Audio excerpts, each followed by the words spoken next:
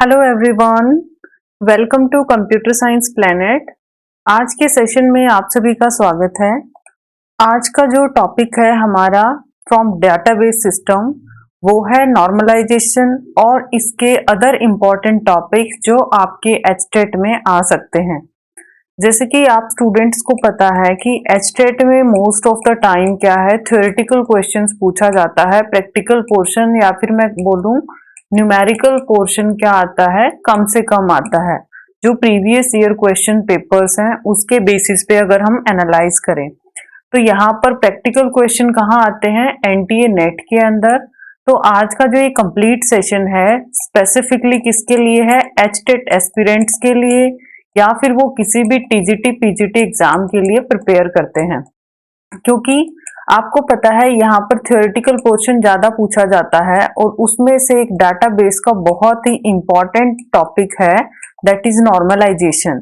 वो हम लोग इस सेशन में कवर करेंगे और इसके साथ साथ और भी इंपॉर्टेंट टॉपिक्स लाइक ट्रांजैक्शन है या और इम्पॉर्टेंट टॉपिक्स हैं वो भी कवर करने की कोशिश करेंगे। राइट, तो अगर अभी तक आपने चैनल को सब्सक्राइब नहीं किया है then please do subscribe so that आपकी कोई भी इंपॉर्टेंट नोटिफिकेशन मिस ना हो, और बेल आइकन को जरूर प्रेस करें। वीडियो पसंद आता है तो उसको लाइक शेयर जरूर करें ताकि मैक्सिमम स्टूडेंट्स तक ये टॉपिक पहुंच पाए और आपके एचटेट के अंदर आप जो डाटाबेस से इंपॉर्टेंट टॉपिक्स हैं उसके मार्क्स डेफिनेटली गेन कर पाए। इंपॉर्टेंट HTML टैग्स की वीडियो मैं ऑलरेडी अपलोड कर चुकी हूँ एचटेट की प्लेलिस्ट में, जाके आप वहां से उसको देख सकते हैं। और लास्ट मिनट प्रिपरेशन नोट्स बनाना बिल्कुल भी ना भूलें। सो दैट ये मेरा टेलीग्राम चैनल है, आप मुझे यहाँ भी ज्वाइन कर सकते हैं ताकि कोई भी इंपॉर्टेंट अपडेशन आती है या कोई भी इंपॉर्टेंट वीडियो है आपके साथ मैं यहाँ पे शेयर कर पाऊँ। Another important thing is normalisation के अंदर एक इम्पॉर्टेंट चीज आती है, दैट इज क्लोजर। अगर आपने डीपली कॉन्सेप्ट को करना है, अगर आप सिर्फ थोरोली स्टडी चाहते हैं देन आज का वीडियो है वो आपके लिए एनफ है। बट अगर आप डीप में चाहते हैं कि किसी भी प्रॉपर्टी है, कोई भी रिलेशन गिवन है, उसका क्लोजर आप कैसे निकालेंगे, तो डीबीएमएस की प्लेलिस्ट में मैंने बिल्कुल शॉर्टकट तरीके से और मिनिमम टाइम में कैसे आप किसी भी रिलेशन का क्लोजर निकाल सकते हैं वो वीडियो मैंने अपलोड की है, जिसका लिंक डिस्क्रिप्शन बॉक्स में भी गिवन है। आप वहां से उस वीडियो को जाके चेक कर सकते हैं, जिससे आपको ये आइडिया होगा किसी भी रिलेशन का क्लोजर कैसे निकालते हैं। क्योंकि कभी भी जब भी आपको कैंडिडेट की फाइंड आउट करनी है डाटाबेस में, नॉर्मलाइजेशन के अंदर सबसे जो इंपॉर्टेंट रोल प्ले करती है वो करती है या तो कैंडिडेट की या फिर सुपर की। ठीक है जी, अगर आपको कैंडिडेट की निकालनी आ गई इट मीन्स आपने 90% ऑफ नॉर्मलाइजेशन सीख लिया। क्योंकि सारा का सारा जो फैक्ट है वो कहाँ पे डिपेंड करता है, कॉन्सेप्ट है वो डिपेंड करता है ऑन कैंडिडेट की, और जो आपको कैसे आएगी निकालनी, with the help of closure of any relation. Right, तो एक बार मैं गो थ्रू करवा देती हूँ आपको क्लोजर किसी भी एट्रीब्यूट का आप कैसे निकालते हैं, सो दैट आपको फिर से ब्रश अप हो जाए सारा कॉन्सेप्ट। तो देखिए, लेट सपोज आपके पास कोई भी रिलेशन गिवन है। रिलेशन क्या है आपके पास, मान लिया ए बी सी डी ई, ये मेरे पास क्या है, कोई भी रिलेशन। फंक्शनल डिपेंडेंसी दी है इसके अंदर, A implies D, B implies A, B C implies D, another is A C implies B E. ये क्या दे रखी है मेरे पास, कुछ इसके अंदर फंक्शनल डिपेंडेंसी। अब आपको पता है अगर इसका आपने क्लोजर निकालना है तो उसके लिए शॉर्टकट तरीका क्या है। ठीक है जी, शॉर्टकट तरीका इसका क्या होता है, सबसे पहले जो फर्स्ट स्टेप है उसमें आपने ये देखना है क्लोजर निकालते वक्त, क्लोजर को हम कैसे डिनोट करते हैं, by using this positive sign. Let suppose आपको ए का क्लोजर निकालना है तो ऊपर क्या लगाएंगे हम, ए पॉजिटिव। इस तरीके से आप क्लोजर को क्या करते हैं, डिनोट करते हैं। तो सबसे पहला स्टेप क्या होता है, आपने क्या करना है, राइट हैंड साइड चेक करनी है of every functional dependency. Her functional dependency की क्या करेंगे, राइट हैंड साइड चेक करेंगे कि कौन सी एट्रीब्यूट रिलेशन की वहां पे एब्सेंट है। अब ये देखिए यहाँ पे डी प्रेजेंट है, ए प्रेजेंट है, यहाँ भी डी है, यहाँ पे बी है, यहाँ पे ई है। तो इस रिलेशन में से आप ये बताइए, मुझे खुद ही देख के आप बता सकते हैं कि कौन सा एट्रीब्यूट है वो यहाँ पे मिसिंग है। तो डेफिनेटली आप मुझे क्या बोलेंगे, यहाँ पे क्या एब्सेंट है, एट्रीब्यूट सी एब्सेंट है। तो यहाँ से मैं क्या आइडिया लगाऊंगी कि जो मेरी एट्रीब्यूट होगी उसके क्लोजर में सी तो डेफिनेटली आएगा ही आएगा।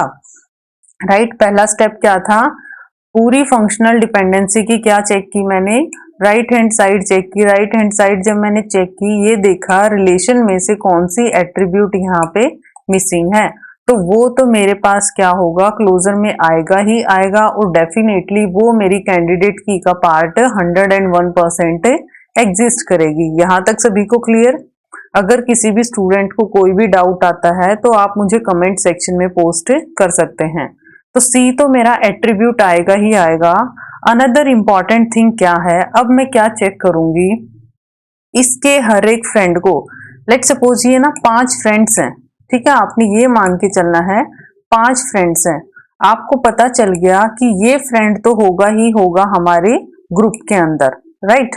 अब मैं क्या करूंगी, इसके साथ में ए को खड़ा करके देखूंगी, ठीक है। सबसे नंबर वाइज आप करके देख लो, सबसे पहले ए है, बी है, सी है, डी है, ई है।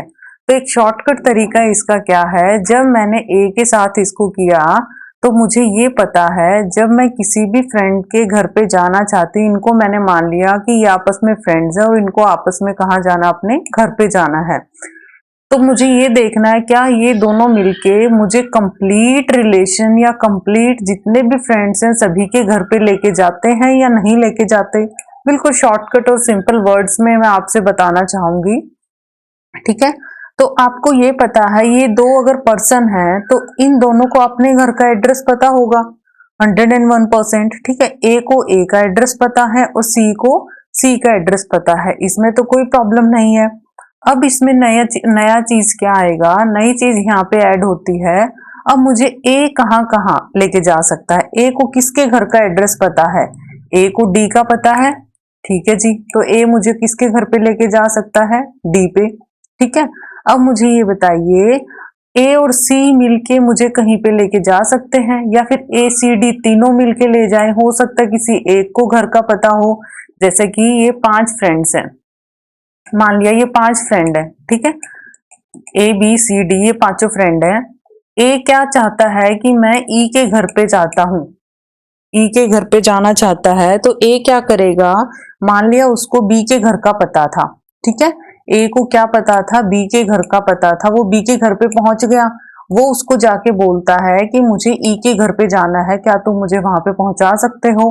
बट बी को भी नहीं पता, बी बोलता है चलो हम मिलके सी के घर पे चलते हैं, ठीक है। ए और बी कहाँ चले गए, मिलके सी के घर पे चलते हैं, वो हमें वहां तक पहुंचा सकता है।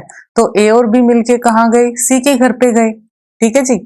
सी के घर पे गए तो उसके बाद सी भी बोलता है कि मुझे नहीं पता, बट अगर हम तीनों मिलके डी के पास जाएंगे तो डी हमें ई के घर तक पहुंचा सकता है। कुछ इस तरीके से क्या करता है, क्लोजर वर्क करता है। तो जो एट्रीब्यूट या जिस भी एट्रीब्यूट के कॉम्बिनेशन से आप कंप्लीट रिलेशन या हर एक फ्रेंड के घर को कवर कर पाओ, वो आ जाता है आपका कैंडिडेट की का पार्ट। सो जब ए सी डी है, ए सी मिलके मुझे कहाँ लेके गए, देखिए फंक्शनल डिपेंडेंसी में चेक करना है कि कौन सी एट्रीब्यूट कहाँ पे लेके जाती है। तो जब ए और सी इकट्ठे मिले तो मुझे कहाँ लेके गए, बी और ई के घर पे। तो अब ये देखिए क्या ये पांचों एट्रीब्यूट हैं, A B C D E, A B C D E, क्या ए और सी मिलके मुझे कंप्लीट के घर पे लेके गए, यस, इट मीन 101% ये क्या है, मेरी कैंडिडेट की है, दैट इज ए सी। अब मैं सी के साथ क्या निकाल के चलूंगी, बी को लगा के चलूंगी। हो सकता है भाई कोई अकेला कोई और मिलके भी मुझे पूरे रिलेशन को कवर करा दे, हर एक के घर के विजिट करवा दे या ट्रैवर्स करा दे, तो अब मुझे ये पता है बी को बी का एड्रेस भी पता है, सी को सी का एड्रेस पता, अपने अपने घर का पता है। अकेला बी मुझे कहाँ लेके गया, ये ए है, अकेला बी मुझे कहाँ लेके जाता है, ए के पास। ठीक है, ए से मैं कहाँ जा सकती हूँ, डी के पास। और जब ए और सी मिलते हैं या फिर बी और सी मिलते हैं, वो भी डी के पास लेके जाते हैं। ए और सी मिलके मुझे कहाँ लेके गए, बी और ई के पास, और बी ऑलरेडी कवर हो चुका। इट मीन्स ये भी मेरी क्या आई, कैंडिडेट की। सी के साथ सी लगाने की मुझे जरूरत ही नहीं है। ठीक है, सी के साथ सी के क्लोजर में सी ही आएगा, तो उसके साथ अटैच करने की जरूरत ही नहीं। यहाँ इंपॉर्टेंट चीज क्या आती है, जब मैं सी के साथ क्या लगाऊंगी, डी लगाऊंगी। ठीक है, सी के साथ डी लगाऊंगी तो सी और डी तो आएगा ही आएगा, क्योंकि सी को खुद का एड्रेस पता है, डी को खुद का पता है। अब ये देखिए यहाँ पे सी और डी क्या कहीं पे लेके गए, लेफ्ट से देखना आपने, यहाँ पे ए सी है, अकेला सी तो नहीं है, यहाँ बी सी है, यहाँ अकेला बी है, यहाँ अकेला ए है। मीन्स कंप्लीट रिलेशन को ये कवर नहीं करवा पाए। इट मीन्स ये मेरी कैंडिडेट की में नहीं आएगा। नेक्स्ट लास्ट एट्रीब्यूट क्या बची मेरे पास, ई। सी के साथ मैंने क्या लगा के चला, ई और सी। तो ईसी का पता है कि ई और सी तो अपने आप को कवर करेगा ही करेगा। अनदर इंपॉर्टेंट चीज, अब ये दोनों मिलके क्या हमें कहीं पे लेके जाएंगे या इंडिविजुअली कहीं पे लेके जाएंगे, नो, कहीं नहीं लेके गए, पूरा रिलेशन कवर नहीं हुआ। तो ये भी मेरी क्या है, not a part of candidate की। तो यहाँ पे कंक्लूजन क्या निकला, कंक्लूजन यहाँ पे निकला कि जो मेरे पास कैंडिडेट की आई हैं वो क्या क्या आई हैं, एसी और बीसी। देखिए एक या दो बार जब रिपीटेडली आप वीडियो को देखेंगे तो क्लोजर आपका इतना 101% अश्योर आ जाएगा कि किस तरीके से आपने उसको सॉल्व करना है। क्योंकि अगर आप क्लोजर प्रॉपरली नहीं निकाल पाएंगे, कैंडिडेट की प्रॉपर नहीं आई, तो डेफिनेटली नॉर्मलाइजेशन आपकी क्या हो जाएंगी, रॉन्ग। क्योंकि नॉर्मलाइजेशन का रूल किस पे लगेगा, जब आप कैंडिडेट की को फाइंड आउट कर पाएंगे। और जो फंक्शनल डिपेंडेंसी आपके पास गिवन है, ये आपको अगर आ गया, सिर्फ 5 से 10% का काम है। एक एक दो दो रूल हैं जो कि मैं सिर्फ वो भी ट्रिक्स के साथ आपको करवाऊंगी, जिसको अप्लाई करने से आप विद इन सेकेंड्स अपने क्वेश्चन को सॉल्व कर सकते हैं। तो यहाँ पे कैंडिडेट की मेरे पास क्या आई, एसी और बीसी। यहाँ तक सभी को क्लियर। अब आता है जी प्राइम एट्रीब्यूट और non prime attribute. Prime attribute आपकी वो एट्रीब्यूट्स होती हैं, these are the part of candidate key, जो आपकी एट्रीब्यूट किस में आई हैं, कैंडिडेट की में। अब यहां देखिए टोटल मेरे पास कौन से थे, ए बी सी डी ई, ये था मेरा कंप्लीट रिलेशन। तो इसके अंदर ये बताइए कैंडिडेट की क्या आई, ए बी सी, ये तीन आई ए बी सी, और उसके बाद नॉन प्राइम क्या आ जाएगा, जो रिमेनिंग बची हैं वो क्या बन जाएंगी मेरी नॉन प्राइम की। This is very very important. Prime की क्या होगी, एवरी कैंडिडेट की। ठीक है, जो एवरी कैंडिडेट की है, जो प्रॉपर कैंडिडेट की के अंदर वैल्यूज गिवन है, वो सारी क्या होती हैं, आपकी प्राइम एट्रीब्यूट्स होती हैं। और रिमेनिंग जो बची हैं आपके पास, वो सारी क्या हो जाएंगी, नॉन प्राइम एट्रीब्यूट्स। दूसरी चीज क्या है, हमेशा जो कैंडिडेट की है वो क्या होती है, यूनिक प्लस इररिड्यूसेबल। इररिड्यूसेबल, ये जो पॉइंट्स है सारे आपने क्या करने हैं, अपनी लास्ट मिनट प्रिपरेशन नोट्स में जरूर नोट डाउन करने हैं, ताकि आपको लास्ट में कोई भी प्रॉब्लम ना आए। अब इंपॉर्टेंट चीज आती है, जब आपने क्लोजर फाइंड आउट करना सीख लिया, उसके बाद आपको पता होना चाहिए कि भी किस तरीके से आप अलग अलग कीज को, अलग अलग नॉर्मलाइजेशन को फाइंड आउट कर सकते हैं। तो जैसे कि मैं बता चुकी, कैंडिडेट की क्वेश्चन आ सकता है यहाँ से, वो क्या होती है, एक मिनिमल सुपर की। ठीक है, डायग्राम से बताऊंगी मैं इसको। Minimal super key is also called candidate key, और a set of minimal attribute that can identify each tuple uniquely in given relation is called as a candidate key. Important क्या है, हर एक टपल मीन्स कंप्लीट जो tuple है, जितना भी relation दिया है, जो भी एट्रीब्यूट उसको पूरे के पूरे को डिराइव कर देगी, वो क्या बन जाएगी, कैंडिडेट की। सुपर की क्या हो जाएगी, सुपर की जो हर एक कैंडिडेट की है वो क्या होती है, सुपर की होती है। ठीक है जी, कैसे? It is a set of attribute that can identify each tuple uniquely. ये प्रॉपर्टी किसकी है कि हर एक टपल को क्या करे, यूनिकली करे आइडेंटिफाई। वो किसकी प्रॉपर्टी है, प्रॉपर्टी ऑफ कैंडिडेट की। Super key is not restricted to have any specific number of attributes. Thus, a super key may consist of any number of attributes. देखिए यहाँ से आपको बहुत अच्छे से क्लियर होगा। सबसे पहले ये देखिए, जो प्राइमरी की होती है, ये क्या है, प्राइमरी की। हर एक प्राइमरी वेन डायग्राम आपने किया है, तो यहां से जब मैं यहां जाऊंगी तो कौन सा केस ट्रू होता है, ऑल। बट बाहर से जब मैं अंदर की तरफ आऊंगी तो कौन सा केस ट्रू होता है, सम। सभी ने सिलोजिज्म वेन डायग्राम किया होगा, तो यहां से आपके 3-4 क्वेश्चन क्लियर हो जाएंगे। अगर आपसे पूछा जाए कि एवरी प्राइमरी की या ऑल प्राइमरी की आर कैंडिडेट की या फिर सुपर की, यस, क्योंकि सबसे पहले क्या आएगी, प्राइमरी की। तो जितनी भी प्राइमरी की है वो क्या है, कैंडिडेट की, और जो भी कैंडिडेट की होगी डेफिनेटली वो क्या होगी, सुपर की। ठीक है, सुपर की क्या होती, कैंडिडेट की प्लस उसके साथ कुछ भी एक्स्ट्रा आ भी सकता है और नहीं भी आ सकता। रिलेशन की कोई भी एट्रीब्यूट हो भी सकती है और नहीं भी हो सकती, बट कैंडिडेट की तो वहां पे होगी ही होगी। अब ऑपोजिट में बात करूं, अगर मैं आपसे ये पूछूं कि जो एवरी सुपर की है या ऑल सुपर की है वो कैंडिडेट की होती है या नहीं होती, यस और नो। हर सुपर की कैंडिडेट की हो ना हो, ये क्या है, 100% एग्जिस्ट नहीं कर सकता। बट सम जो सुपर की हैं वो क्या है, कैंडिडेट की हो सकती हैं और नहीं भी हो सकती। तो आपने ये दिमाग में क्या रखना है, जब आप अंदर से बाहर की तरफ जाएंगे तो आपका क्या होगा, रिलेशन क्या होगा, ऑल का ट्रू होगा। बट जब बाहर से आप अंदर की तरफ आएंगे तो आपका कौन सा रिलेशन ट्रू होगा, सम। This is very important diagram, और आपको लास्ट मिनट प्रिपरेशन नोट्स में इसको जरूर नोट डाउन करना है ताकि लास्ट मिनट में आप इसको क्या कर पाए, रिवाइज कर पाए, राइट। अनदर थिंग इज, देखिए, ट्राइवल और नॉन ट्राइवल फंक्शनल डिपेंडेंसी, यहां से भी क्वेश्चन आता है। ट्राइवल क्या होता है, नॉन ट्राइवल क्या होता है। इसमें क्या होता है, ट्राइवल वो होती है, सिंपल शब्दों में बताऊंगी आपको, कोई भी फंक्शनल डिपेंडेंसी है x belongs to y hold where y is subset of x। ठीक है, मान लिया X Y belong to X. ठीक है, तो ये क्या किया, जो एक्स है वो किसका सबसेट है, यहीं से तो आया है वो।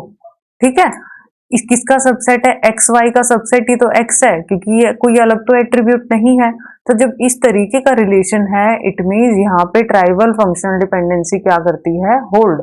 मीन जो यहाँ का है रिलेशन, ये मान लिया वाई है, ये कंप्लीट मान लिया एक्स है, तो y हमेशा जो राइट साइड का पार्ट है हमेशा किसका पार्ट होना चाहिए, पार्ट होना चाहिए लेफ्ट का। ये कितना भी बड़ा हो, इसी का कोई टुकड़ा आपका कहाँ होना चाहिए, राइट साइड में।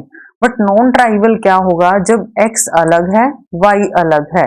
मीन्स अगर यहां में मैंने लिख दिया x y belongs to z, ठीक है, तो z क्या है, इट्स नॉट बिलोंग टू, ये किससे बिलोंग नहीं करता, इस लेफ्ट पार्ट से बिलोंग नहीं करता। तो X Y belongs to Z, ये क्या आ जाएगा, नॉन ट्राइवल, क्योंकि ये किसका सबसेट नहीं है, एक्स वाई का, इसलिए ये कैसी एट्रीब्यूट आ जाएंगी, कैसी functional dependency, it is called non trivial functional dependency. Last is completely non trivial. If an functional dependency X Y hold, X Y का मतलब any number of attribute X में आ सकती है, एनी नंबर आपके वाई में आ सकते हैं, बट x इंटरसेक्ट y क्या करेगा, फाई के इक्वल आता है, it is said to be completely non trivial functional dependency. But अगर एग्जाम पॉइंट ऑफ व्यू से बात करूं तो ट्राइवल एंड नॉन ट्राइवल है, ये क्या है, वेरी वेरी इंपॉर्टेंट है, जिसका आपने क्या रखना है, ध्यान रखना है। अब देखिए, अब मैं आपको बताती हूँ नॉर्मलाइजेशन।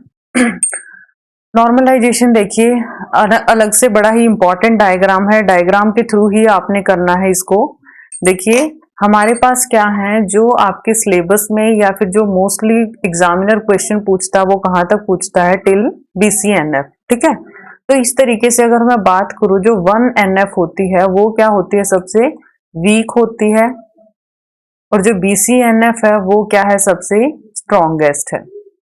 ठीक है, स्ट्रॉन्गेस्ट है BCNF। अब जैसे जैसे अंदर की तरफ जाएंगे 1NF वीकेस्ट थी तो 2NF क्या आई, थोड़ी और प्रॉपर्टीज लेके आई और 1NF से क्या बन गई वो स्ट्रॉन्गर।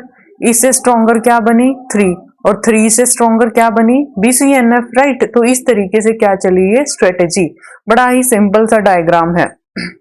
अब देखिए, अगर मैं ये पूछूं आपसे, जब बाहर से आप अंदर की तरफ आते हैं, अभी मैंने रिसेंटली आपको बताया है कि जब मैं बाहर से अंदर की तरफ जाती हूं तो हमेशा आपका केस क्या आता है, सम का ट्रू।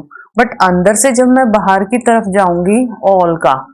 तो अगर आपसे कोई भी पूछे क्वेश्चन, इसमें काफी क्वेश्चन आपके कवर होंगे कि क्या जो अगर कोई नॉर्मल फॉर्म BCNF में है तो क्या वो 3NF 2NF और 1NF में होगी? यस, 100% होगी, क्योंकि अगर वो BCNF स्ट्रॉन्गेस्ट जिसको माना जाता है वो है तो डेफिनेटली वो इन चीजों को क्या करके आई होगी, कवर करके आई होगी। तो अगर वो BCNF में है तो वो क्या होगी, 3 भी होगी, 2 भी होगी, 1 भी होगी। अगर 3 है तो डेफिनेटली वो 2 भी होगी और 1 भी होगी। मीन्स उसके लोअर जो टर्म्स हैं, लोअर जो उसके केसेस हैं, BCNF तक वो तभी पहुंची है जब उसने प्रीवियस रूल्स को क्या किया है, क्रॉस किया है, तभी वो कहां तक पहुंची है, BCNF तक। बट अगर मैं पूछूं कोई भी नॉर्मल फॉर्म 1NF है तो वो BCNF होगी? नेवर। ठीक है, एक्सेप्शन ही केस ऐसा कोई होगा कि आपके पास 1NF से वो BCNF में कोई रूल ब्रेक करके आएगी। But most of the relations में 99% रिलेशन में क्या होगा, अगर कोई 1NF में है तो वो 1 में ही रहेगी, 2 के अंदर वो नहीं जा सकती। 2NF में वो हो भी सकती है, नहीं भी हो सकती, वो डिपेंड करेगा किस तरीके की प्रॉपर्टी एग्जामिनर ने आपको दी है। देखिए, जैसे कि 1NF का रूल क्या होता है, इसमें मैं बताती हूँ आपको।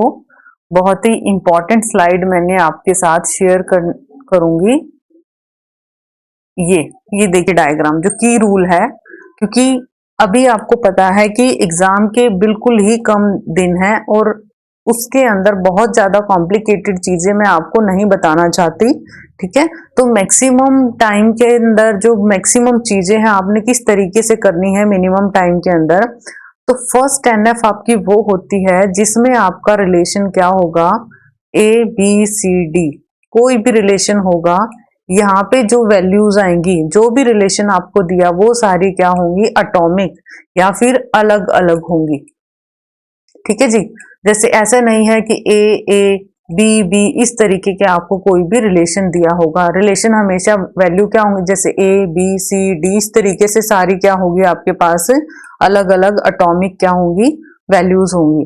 अब अगर मैं बात करती हूँ 2NF की, 2NF क्या बोलता है कि कोई भी पार्शियल डिपेंडेंसी ना हो। पार्शियल डिपेंडेंसी का मतलब होता है पार्शियल डिपेंडेंसी। मान लिया मेरे पास कोई रिलेशन दे रखा है AB belong to C, AB belong to C, तो पार्शियल डिपेंडेंसी बोलती है कि यहाँ पे अगर ये मेरी कोई क्या है, कैंडिडेट की है, मान लिया AB कंप्लीट कैंडिडेट की है, तब तो ठीक है कि AB बिलोंग करता है C से। बट अगर यहाँ पे आ जाता है सिर्फ B, अगर देखिए मैंने जोड़ दिया है, जब मैंने क्लोजर में बताया था कि आपके पास अगर क्लोजर निकालते हो और AB मेरा कैंडिडेट की आ जाता है तो आप इसको एक कंप्लीट एट्रीब्यूट मान के चलेंगे। ऐसा नहीं है कि A और B, तो A और B का टुकड़ा क्या हो सकता है, या तो A हो सकता है या B हो सकता है। ठीक है, तो जब भी कोई डिपेंडेंसी आएगी वो कंप्लीटली क्या हो, इसके ऊपर डिपेंड करती हो। ऐसा नहीं है कि A है C कर दिया, B है D कर दिया। कारण क्या हुआ, A के साथ अगर मैंने कर दिया बाई चांस, इसमें ये तो A का टुकड़ा आ गया, पार्शियल हो गया। ठीक है, क्योंकि AB का कोई भी टुकड़ा लेफ्ट साइड में नहीं होना चाहिए। जो कैंडिडेट की है, देखिए रूल बोलता है कैंडिडेट की का टुकड़ा लेफ्ट में ना हो, लेफ्ट में ना हो। ठीक है जी, लेफ्ट साइड में कैंडिडेट की का टुकड़ा कोई भी नहीं होना चाहिए, तो वो मेरी क्या बन जाती है, सेकंड NF में। सिंपल शब्दों में अगर मैं बात करूं, बट अगर दोनों साइड आपके लेफ्ट साइड भी और राइट साइड भी, दोनों ही साइड आपके क्या, लेफ्ट साइड राइट साइड का मतलब जैसे X बिलोंग टू Y है, ये भी नॉन प्राइम है, ये भी नॉन प्राइम है, तो आपका डेफिनेटली क्या होगा, वो 2NF के अंदर होगा। और दूसरा रूल क्या बोलता है कि लेफ्ट साइड में कैंडिडेट की का टुकड़ा नहीं होना चाहिए। कैंडिडेट की के टुकड़े आप क्या बोलेंगे कि ए बी अगर मेरे पास कंप्लीट कैंडिडेट की है तो या तो कंप्लीटली ए बी होगा तो है वो 2NF में, बट अकेला ए आ जाएगा, अकेला बी आ जाएगा, तो वो मेरा 2NF में नहीं होगा। This is called 2NF normalisation. तीसरा बोलता है जी, फर्स्ट हो गया, सारी वैल्यू क्या होनी चाहिए, atomic. Very very important sheet of today session, ठीक है। यही आपने आपके लास्ट मिनट प्रिपरेशन नोट्स में नोट डाउन करनी है, क्योंकि देखिए बहुत सारी चीजें मैंने नहीं बताई हैं, 3 डायग्राम बताए हैं। फर्स्टली आपने क्या, कैंडिडेट की, सुपर की, प्राइमरी की वाला डायग्राम, उसके बाद नॉर्मलाइजेशन की प्रायोरिटी वाला डायग्राम, किस तरीके से कौन सी हाईएस्ट है कौन सी लोवेस्ट है, क्लोजर कैसे निकालना है, और चौथा आपके पास ये है 1NF क्या होनी चाहिए, आपकी सारी वैल्यूज क्या हो, एटॉमिक। सेकेंड NF क्या बोलता है, कोई भी पार्शियल डिपेंडेंसी ना आए, क्योंकि डायरेक्टली यहां से क्वेश्चन पूछा जाता है कि जहां पे नो पार्शियल डिपेंडेंसी की बात होती है वो कौन सी नॉर्मल फॉर्म होती है, दैट इज 2NF। इसके लिए क्या रूल होता है कि अगर दोनों साइड मेरा क्या है, देखिए x बिलोंग्स टू y, कोई इस तरीके का रिलेशन, x कितने भी हो सकते हैं, y कितने भी हो सकते हैं। अगर राइट हैंड साइड प्राइम है then no need to check left hand side. Right side अगर प्राइम है, ये वाला प्राइम है, देन उसमें चेक करने की जरूरत ही नहीं है, तो वो क्या होगा आपका 2NF में। दूसरा इंपॉर्टेंट रूल क्या बोलता है, अगर राइट हैंड साइड क्या है, नॉन प्राइम है, देन आपने क्या चेक करना है, लेफ्ट साइड चेक करना है। ये अगर मेरा नॉन प्राइम आ जाता है तो लेफ्ट को चेक करो कि कैंडिडेट की का कोई टुकड़ा तो नहीं है, ठीक है। अगर टुकड़ा है तो वो 2NF नहीं है, बट अगर टुकड़ा नहीं है, या तो वो प्राइमरी की है या कैंडिडेट की है, तो वो क्या आ जाएगी, 2NF में आ जाएगी। बट अगर दोनों साइड ही नॉन प्राइम है तो भी आपका क्या बन जाएगा, 2NF। अगर किसी भी स्टूडेंट को कोई डाउट आता है तो आप वीडियो को रीप्ले कर सकते हैं ताकि आपका कॉन्सेप्ट क्लियर हो, और यहां से 2 से 3 क्वेश्चन 101% आएंगे, ओके, किसी भी एग्जाम की अगर हम बात करें। Next is 3NF। 3NF क्या करता है, ट्रांजिटिविटी को क्या करता है, रिमूव करता है। इसका रूल क्या होता है कि आपने अगर 3NF को चेक करना, कैसे चेक करेंगे, रिलेशन कैसे होगा, x बिलोंग्स टू y। इसका रूल क्या है, या तो मेरा x क्या हो, सुपर की हो, और y क्या हो, प्राइम एट्रीब्यूट, ठीक है। या तो x मेरा सुपर की या फिर y मेरा क्या हो, प्राइम एट्रीब्यूट, तो ये मेरा क्या बन जाएगा, 3NF। यही रूल देखना है कोई भी आपके पास अगर रिलेशन गिवन है। अपकमिंग सेशन में मैं आपकी इसकी प्रैक्टिस भी करवाऊंगी ताकि आपको पता चले कि किस तरीके से, बड़ा डिटेल में करवाऊंगी मैं आपको और भी, ताकि आपको एक ही क्वेश्चन अच्छे से क्लियर करना है। बट एचटेट एस्पिरेंट्स की अगर मैं बात करूं, उनको सिर्फ थ्योरेटिकल पे ज्यादा ध्यान देना है, क्योंकि प्रैक्टिकल क्वेश्चन एचटेट बहुत ही कम पूछते हैं। BCNF की अगर मैं बात करूं, BCNF क्या करता है, बस एक ही रूल है इसमें, ये चेक कर लो क्या जो x है वो मेरा सुपर की है। सुपर की क्या होता है, कैंडिडेट की प्लस समथिंग। कैंडिडेट की तो होगी क्योंकि आपको पता है एवरी कैंडिडेट की क्या होती है, सुपर की होती है, तो कैंडिडेट की तो होगा ही होगा। ये चेक कर लो, अगर सुपर की x आ जाता है वो डेफिनेटली क्या होगा, BCNF। एक और ट्रिक मैं आपको बताती हूँ, जब भी आप नॉर्मलाइजेशन में चेक करें तो हमेशा कहां से स्टार्ट करना, अपने BCNF में, ठीक है, हाईएस्ट से आपने शुरू करना है। क्योंकि मान लिया अगर आपको BCNF मिल जाती है तो ये अंडरस्टूड है कि आपकी वो 2NF, 3NF और 1NF वो क्या होगी, सारा का सारा। 4 क्या करती है, एलिमिनेट करती है मल्टी वैल्यू डिपेंडेंसी को। ये इतना इंपॉर्टेंट नहीं है क्योंकि मैक्सिमम जो आता है वो कहां तक आता है, BCNF। और last is 5NF, eliminate join dependency. So these are some important topics which are covered in HTET, और जो आपके लिए बहुत ही इंपॉर्टेंट है और जिसको आप स्किप नहीं कर सकते, इसलिए आपने बड़ा ही ध्यान से इस टॉपिक को कवर करना। अपकमिंग सेशन में हम लोग इसकी प्रैक्टिस करेंगे। मैक्सिमम क्वेश्चन जो PYQ आए हुए हैं सो दैट आपका टॉपिक और भी अच्छे से क्लियर हो। तो अगर वीडियो आपको पसंद आती है प्लीज इसको लाइक शेयर जरूर करें और चैनल पे अगर न्यू है तो चैनल को सब्सक्राइब करना ना भूलें। आज के लिए इतना ही। Thanks a lot. Have a nice day.